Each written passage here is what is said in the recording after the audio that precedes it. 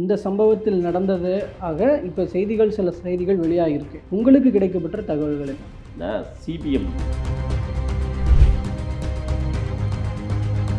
இந்த கேடுகட்ட ஆட்சியில் 2021 2025 முடிவதற்குள் 32வது ஆணவ படுகொலையை இந்த கேடுகட்ட ஆட்சியாளர்கள் சந்தித்துக் கொண்டனர்.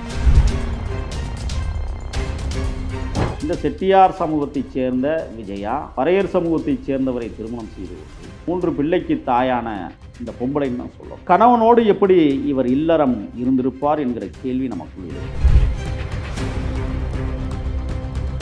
இவ்வளவு நாளா நீங்க பெத்த பிள்ளைகள் பறையனுக்கு பிறந்ததா என்கிற கேள்வி இருக்குல்ல. நான் அவருடைய சுயசார்பு இந்த இடத்துல நம்மளும் அந்த இதுக்கு போய் அவங்களோட கேரக்டரைசேஷன் பண்ண வேண்டாம் நான் நினைக்கிறேன். நான் ஏன்னா அப்ப இவ்வளவு நாளா நீங்க கட்டின புருஷர சந்தேகத்தோடு ஒரு பறையர் குடியை சார்ந்தவர் என்கிற மன ஓட்டத்துல தானே மன வாழ்க்கையை நீங்க தெரியும். இனிமேலும் விட்டுவிட்டால் இவர்கள் ஒன்று சேர்ந்து விடுவார்கள். நாம் நினைத்ததை போல செட்டியார் மாப்பிள்ளைக்கு கட்டி வைக்க முடியாது என்று கருதிய போட்டு தள்ளுவதற்கு தன் மகன்களையே பயன்படுத்தி காதலுக்கு நாங்கள் எதிர்ப்பு தெரிவிச்சுக்கிட்டு இருந்தோம் அப்படிங்கிறது உண்மைதான். ஆனால் அதற்காக இந்த கொலையில் ஈடுபடலை அப்படின்னு மறுக்கிறாங்க. அப்படின்னு அப்புறம் யார் கொலை செஞ்சது? அது காவல்துறை தான் விசாரிக்கணுன்ற. இல்லை, அப்புறம் எப்படி காவல்துறை முன்கூட்டியே இது ஆணவ படுகொலை இல்லைன்னு தீர்மானிச்சு? நமது வலையொலித்தளத்தில் நான் பகிரங்கமாக சவால் விடுத்தேன். இப்ப முதலமைச்சருக்கு நான் சவால் விடுகிறேன். ஏன் தீண்டாமை வன்கொடுமை சட்டத்தை நீங்கள் உருவாக்கவில்லை? ஏற்கனவே இருக்கிற அந்த வன்கொடுமை சட்டங்களை ஏன் கடுமையாக்கப்படவில்லை? இதற்கு பின்னணியில் இந்த வழக்குகளை போடுகிற காவல்துறையே சாதிய மனோபாவத்தோடு இருப்பதால் இது போன்ற வழக்குகளை புறந்தள்ளுகிறது காவல்துறை. ஆக காவல்துறைக்குள்ளேயே சாதியம் ஊடுருவி இருப்பதால் தான் தீண்டாமை வன்கொடுமை வழக்குகள் சரியாக பின்பற்றப்படவில்லை. அதற்கு காரணம் இந்த திருட்டு மாடல் அரசு, தில்லுமுள்ளு ஆட்சி. இந்த வழக்கு எப்படி நகரும் நீங்க எதிர்பார்க்கிறீங்க? ஊத்தி மூடுவாங்க. அக்ரஹாரத்தில் ஒரு இஸ்லாமியர் குடியிருக்கிறார். அக்ரஹாரத்தில் இருக்கிற இஸ்லாமியர் அக்ரஹாரத்தையும் வளைத்து திமுகவிற்கு ஓட்டு போட வைக்கிறார். ஆனால் அவருக்கு அவமரியாதை செய்கிற அரசாகத்தான் இது விளங்கி கொண்டிருக்கிறது. அப்ப பாருங்க, நான் உங்களுக்கு காட்டினேன் எண்ணற்ற சேவைகளை செய்த அந்த மனிதனை. இவர்தான் அந்த மனிதன்.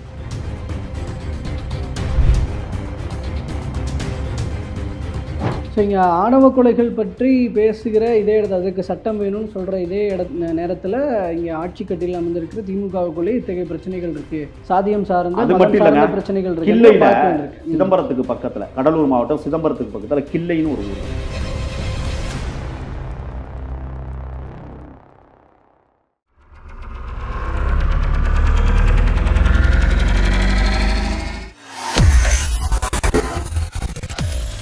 வேலை வேண்டுமா?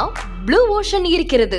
10th 12th டிப்ளமோ டிகிரி படித்தவர்களுக்கு உணவு, தங்குமிடம், இஎஸ்ஐ, பிஎஃப், இன்சூரன்ஸ் உள்ளிட்ட சலுகைகளுடன் அனுபவத்திற்கேற்ற நல்ல சம்பளம் 15,000 முதல் 30,000 வரை. பெண்களுக்கு முன்னுரிமை. 2,000க்கும் மேற்பட்ட வேலை வாய்ப்புகள் உள்ளன. இப்போதே தொடர்பு கொள்ளுங்கள். Blue ocean.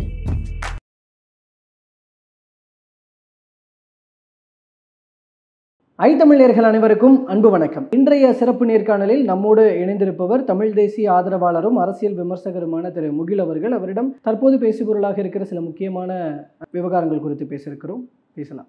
வணக்கம் சார். வணக்கம். நம்ம கவினினுடைய ஆணவ படுகொலை பேசும்பொழுது கூட இந்த சமூகத்தினுடைய அவலநிலை பற்றி பேசிகிட்டு இருந்தோம். இப்போ தொடர்ந்து இன்னும் மற்றும் ஒரு ஆணவ கொலையாக மயிலாடுதுறை மாவட்டம் அடியமங்கலம் கிராமத்தை சேர்ந்த வைரமுத்து அப்படின்ற ஒரு இளைஞர் கொல்லப்பட்டிருக்கிறார். பெண்ணினுடைய தாயார், அவங்களுடைய சித்தப்பா, அவங்க தரப்பிலிருந்து இது நடத்தப்பட்டிருக்கிறதாக தற்போது வரைக்கும் வர தகவல்கள் சொல்லுது. இந்த ஆணவ கொலை தொடர்பாக நீங்கள் என்னென்ன விஷயங்கள் பார்க்குறீங்க? இந்த சமூகத்தினுடைய நிலை எப்படி மாறி இருக்கிறது? உங்களுடைய கருத்துக்கள். நாடாளுகிற ஆட்சியாளர்கள் நாதியற்ற ஆட்சி நடத்தி கொண்டிருக்கிறார்கள். தன் குடும்பம் உண்டு, தன் பிள்ளை உண்டு, எதிர்கால தலைமுறை தன் சொந்தங்களுக்கு சொத்துக்கு சேர்ப்பதிலே கவனமாக இருக்கிறார்கள். நீங்கள் குறிப்பிடுவதைப் போல மயிலாடுதுறை மாவட்டம் ரூரல் ஊராட்சி அடியமங்கலம் கிராமத்தைச் சேர்ந்த வைரமுத்து என்கிற மாபெரும் ஒரு தம்பி, உழைப்பாளி. நான் இன்னொரு வைரமுத்துவை நான் நினைவுபடுத்த கடமைப்பட்டிருக்கிறேன். ஒவ்வொரு நட்சத்திரமும் சூரியனை விட பெரியது. காதலுக்காக சிந்தப்படும் ஒவ்வொரு சொட்டு கண்ணீரும் அந்த நட்சத்திரத்தை விட பெரியது என்று நமது கவிக்கோ பேராசான் வைரமுத்து அவர்கள் எழுதிய வரிகள் நமக்கு நினைவுக்கு வருகிறது. காதலர்கள் கொல்லப்படுகிறார்கள், காதல் ஒரு நாளும் கொல்லப்படவில்லை. காதல் என்பது மண்புழுவிற்கும் உண்டு, மனிதர்களுக்கும் அது சமம்.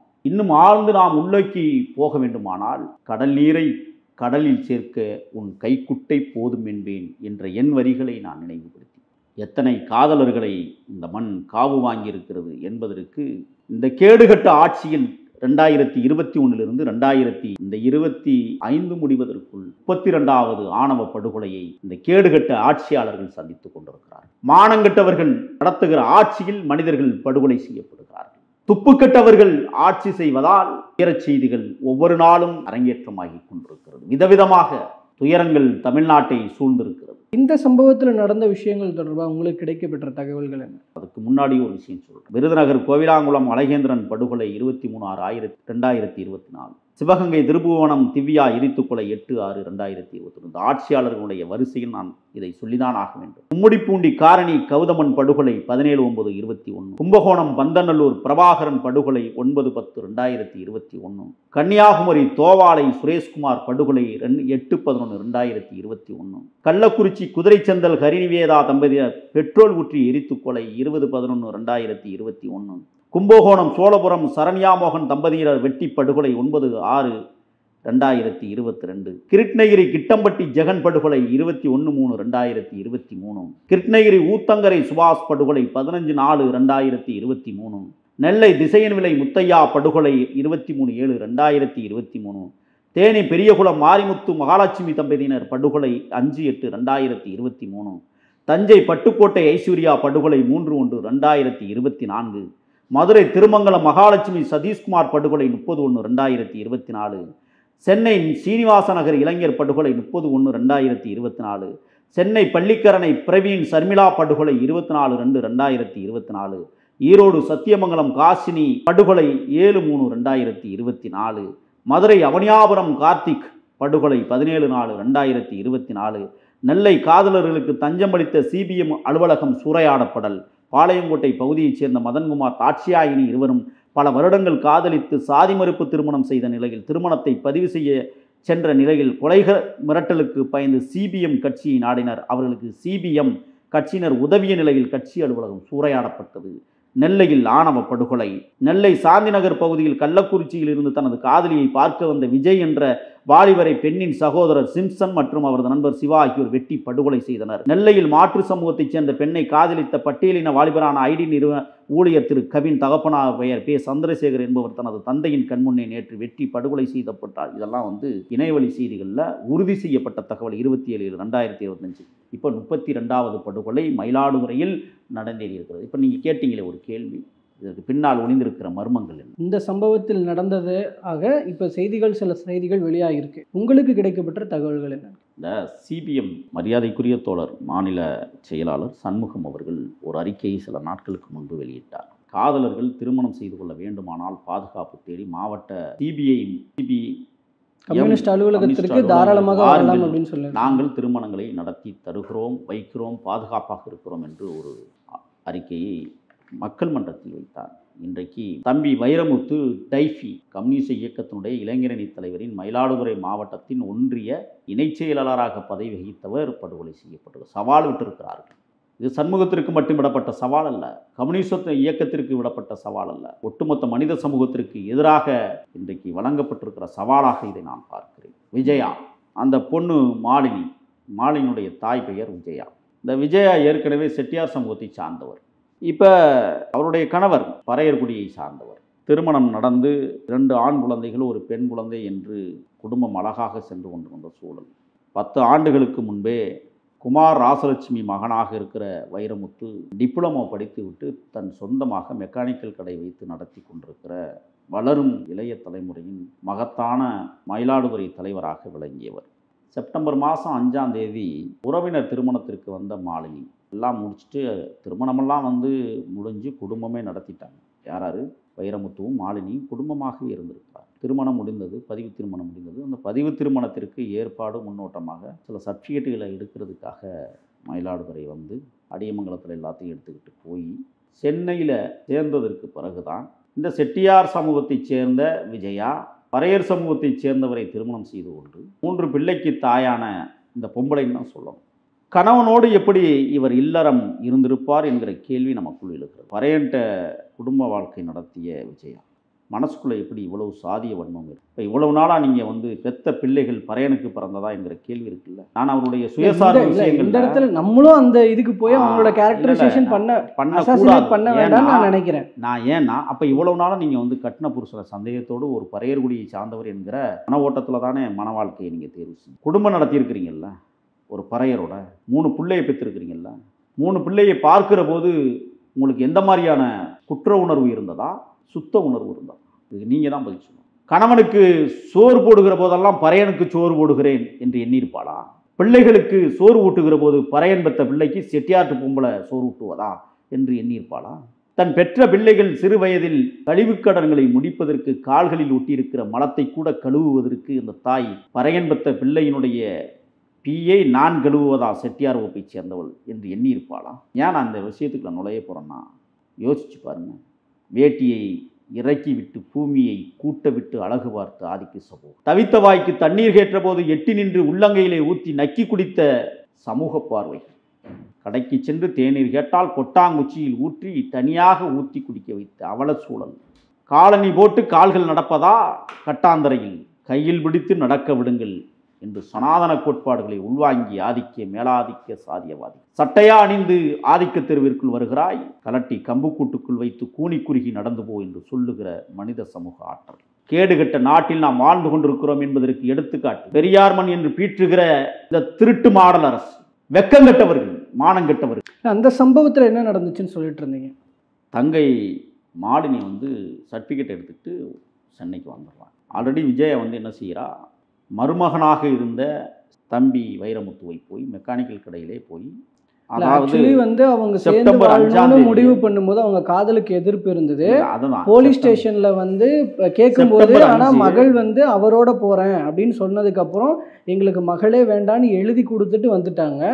அதுக்கப்புறம் இவங்க பதிவு திருமணம் செய்வதற்கான ஏற்பாடுகள் நடந்து கொண்டிருந்தது. செப்டம்பர் 5 அன்னைக்கு பாப்பா கிளம்பி சென்னை வந்துட்டாங்க. செப்டம்பர் 3 அன்னைக்கு மகள் அங்கே ஊரில் இருக்கிற போதே கூட அவங்க அம்மா போய் மிரட்டியிருக்கு. என்னென்னா, நான் யாருன்னு காட்டுறேன்டா, உன்னை விடவே மாட்டேனா. அவன் மயன் 2 பேர், குகன் அப்படின்னு ஒரு மயன், அன்னைக்கே அவனை அடுத்து குணால்னு ஒரு பையன், அன்னைக்கே அவனை தட்டி இருக்கணும்டா அப்படின்னு அந்த வீடியோவில் சொல்கிற மாதிரி. அதாவது கிடைக்கப்பட்ட ஏற்கனவே 3 முறை கொலை முயற்சிகள் நடைபெற்று, அந்த 2வது முயற்சியில் தான் இந்த அம்மா வந்து திட்டுறது.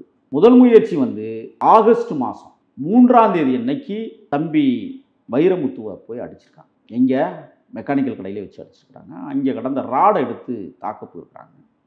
உடனடியாக அங்கே கூடி இருந்தவர்கள், அது பகலில் நடந்த ஒரு சம்பவம். 2வது சம்பவம் வந்து போய் பண்ண போகும்போது தான் அங்கே மக்கள்லாம் நிறைய பேர் நிற்கிறதுனால அதில் கொஞ்சம் ஃபெயிலியர் ஆகி இந்த அம்மா வந்து ஆத்திரத்தில் திட்டினா தான் நீங்கள் பார்த்துருக்கீங்க. உன்னை நான் கொல்லாமல் விட மாட்டேன்டா. ஆனாலும் மாலினி வந்து வைரமுத்துக்கிட்ட சொல்லியிருக்காங்க, நாம் இங்கே இருந்தால் நிச்சயமாக ஏதாவது நடந்துடும், எங்கள் அம்மா அவ்வளோ கோபத்தில் இருக்காங்க, எங்கள் அம்மாவுக்குள்ளே அவ்வளோ சாதி வெறி இருக்குது, நம்ம எங்காவது புறப்பட்டுடலான்னு சொல்லும்போது வைரமுத்து தான் சொல்லியிருக்கா, இவ்வளோ பெரிய தொழில் நடத்திக்கிட்டு இருக்கிறோம், இன்றைக்கி மயிலாடுதுறையில் நம்பர் 1 மெக்கானிக்கலாக நம்ம இருக்கிறோம், இதை நம்ம விட்டுட்டு சென்னைக்கு நான் உன் பின்னாடி வந்தால் நான் பிழைப்புக்கு என்ன பண்ணுறது, கொஞ்சம் காலம் பொறுப்போம், இதெல்லாம் செட் பண்ணிவிட்டு வேணால் நான் சென்னைக்கு வரேன், இந்த கடையை இயங்கட்டும், சென்னையில் நம்ம ஒரு கடையை வச்சு நான் வந்து வேலை செய்கிறேன், நீ வழக்கம் போல் ஒரு ஐடி நிறுவனத்தில் வேலை செய்கிற ஒரு பொண்ணு மாலினி, நீ வேலைக்கு போ, இன்னும் இதெல்லாம் கலந்து பேசியிருக்கிறேன். ஆக்சுவலாக வந்து செப்டம்பர் மாதம் 9 அன்னைக்கு வந்து முறைப்படி திருமணம் பண்ணிக்கலாம் அப்படிங்கிறது அவங்களுடைய விஷயமாக இருந்தது. அவங்களுக்குள்ளே பேசி முடிச்சிருக்கிறாங்க. ஏன்னா கடுமையான எதிர்ப்பு. அதுக்கு காரணம் என்னென்னா, அவங்க அம்மா விஜயா வந்து செட்டியார் சமூகத்தில் இருக்கிற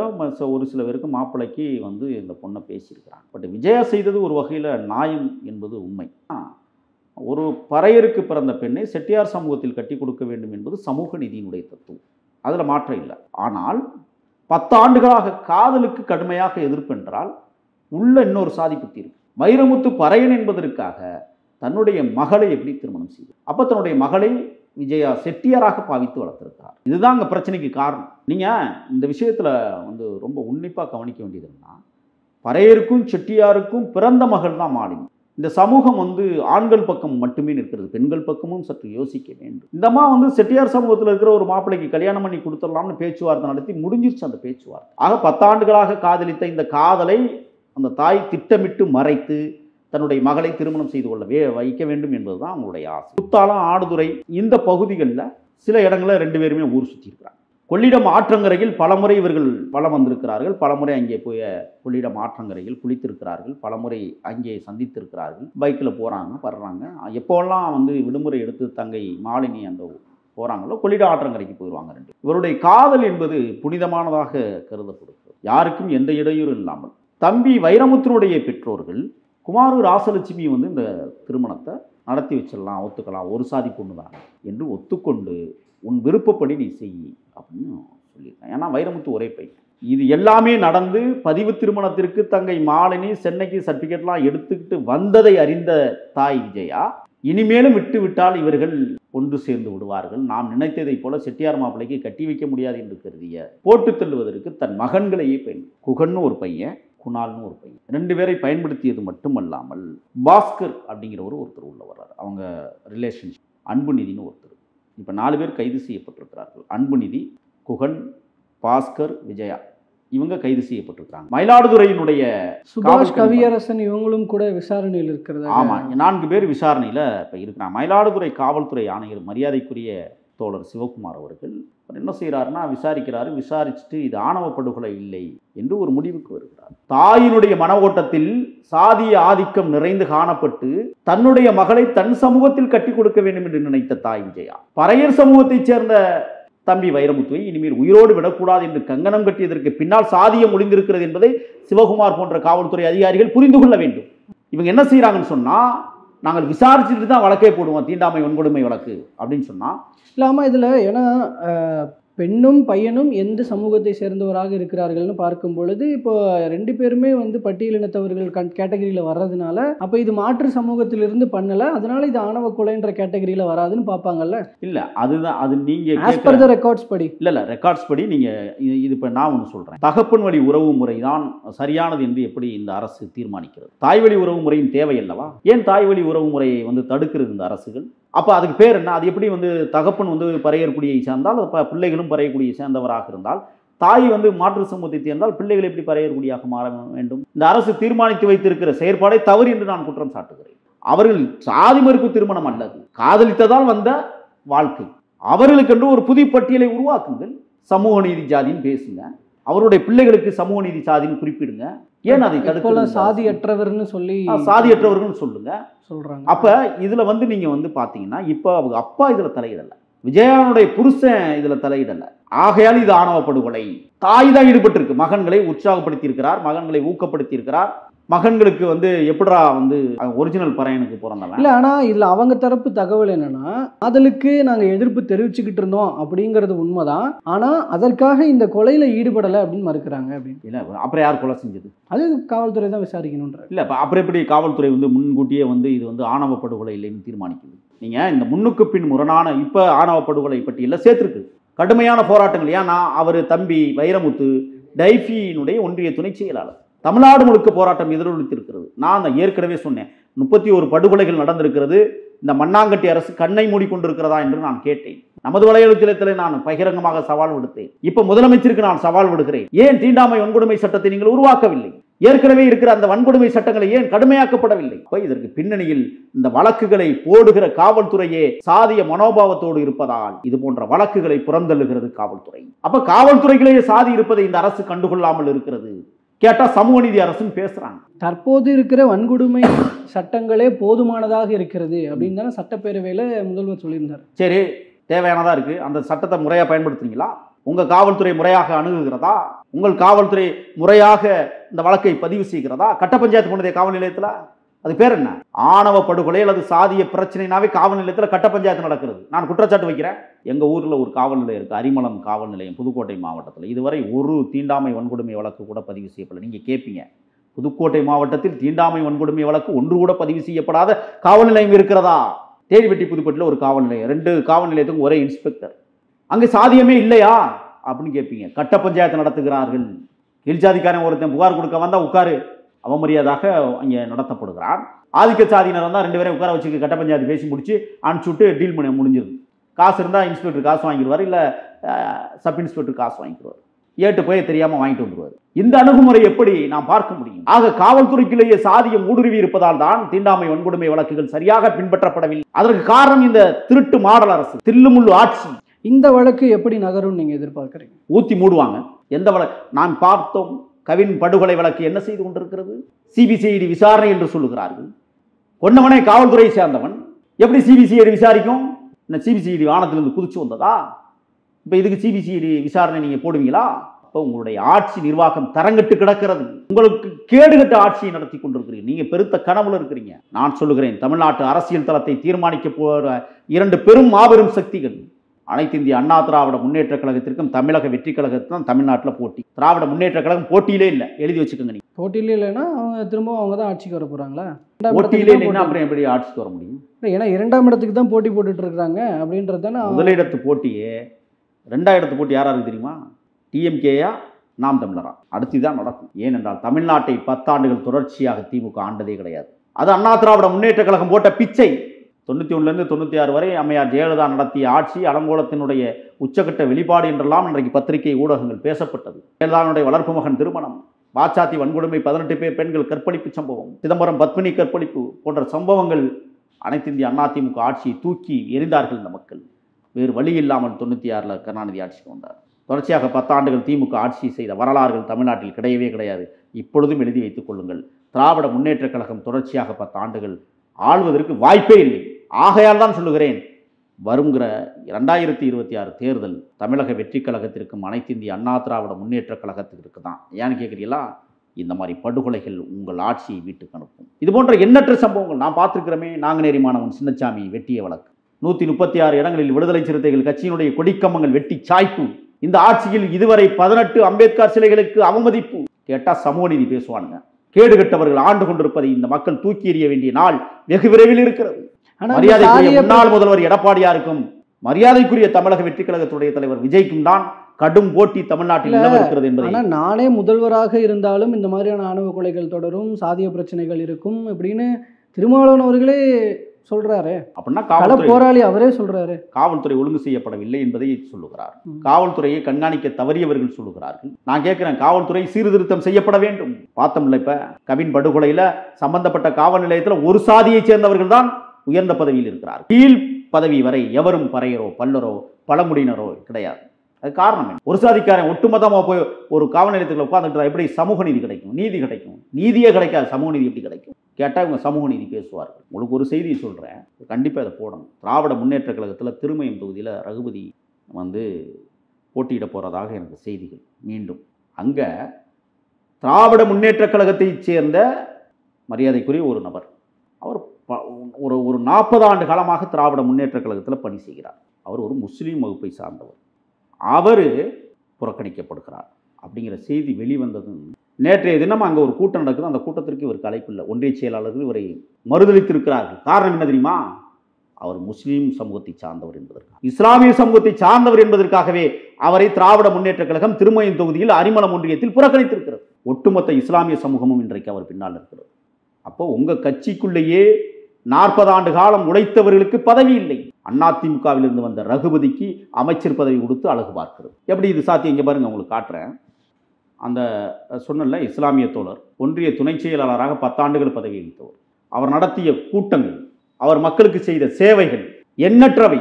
ஆனால் கருவாடு மாதிரி தூக்கி வீசிட்ட இந்த திருட்டு மாடலர் கேட்டால் இஸ்லாமியர்கள் எங்கள் பக்கம் இருக்கிறார்கள் என்று பேசுவார்கள்.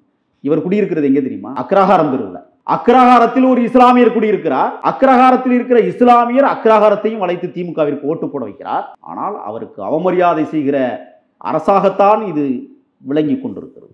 அப்ப பாருங்க, நான் உங்களுக்கு காட்டினேன் எண்ணற்ற சேவைகளை செய்த அந்த மனிதனை. இவர் தான் அந்த மனிதர். ஆக உங்க கட்சிக்குள்ளேயே ஒரு சமூக நீதியை பின்பற்ற தவறிய அந்த திருட்டு மாடல் அரசு இவரை இன்றைக்கு சும்மா அப்படி கிள்ளுக்கீரை மாதிரி தூக்கி வீசுறாங்க. நான் இன்னொரு குற்றச்சாட்டையும் பதிவு செய்ய கடமைப்பட்டிருக்கிறேன். அதே புதுக்கோட்டை மாவட்டம் திருமயம் தொகுதி அரிமளம் ஒன்றியத்திற்கு உட்பட்ட சிவபுரம் என்கிற இடத்திலே கட்டப்படுகிற சமத்துவ குடியிருப்பு, சமத்துவ சுடுகாடு கொண்டு வர முடியுமா? அங்கே இப்போ 2 ஒன்றிய செயலாளர், இங்கே அரிமளத்தில் திமுகவில் 2 ஒன்றிய பேர் நான் அப்புறம் சொல்கிறேன், ஃபோட்டோவெல்லாம் வச்சுருக்கேன். இந்த 2 ஒன்றிய செயலாளர்களும் ஒரு வீட்டிற்கு 3 லட்சம் ரூபாய் வசூல் செய்யப்பட போவதாக செய்திகள் வருகிறது. கேட்டால் சமத்துவபுரம். எப்படி இது சாத்தியம்? ஒரு வீட்டுக்கு 3 லட்சம்னா 100 வீடு கட்டுறான். ஸோ இங்கே ஆணவ கொலைகள் பற்றி பேசுகிற இதே இடத்துல அதுக்கு சட்டம் வேணும்னு சொல்கிற இதே நேரத்தில் இங்கே ஆட்சி கட்டியில் அமர்ந்திருக்கிற திமுகவுக்குள்ளே இத்தகைய பிரச்சனைகள் இருக்குது, சாதியம் சார்ந்த அது மட்டும் இல்லைங்க, பிரச்சனைகள் கிள்ளையில் இருக்கு. சிதம்பரத்துக்கு பக்கத்தில், கடலூர் மாவட்டம் சிதம்பரத்துக்கு பக்கத்தில் கிள்ளைன்னு ஒரு ஊர்.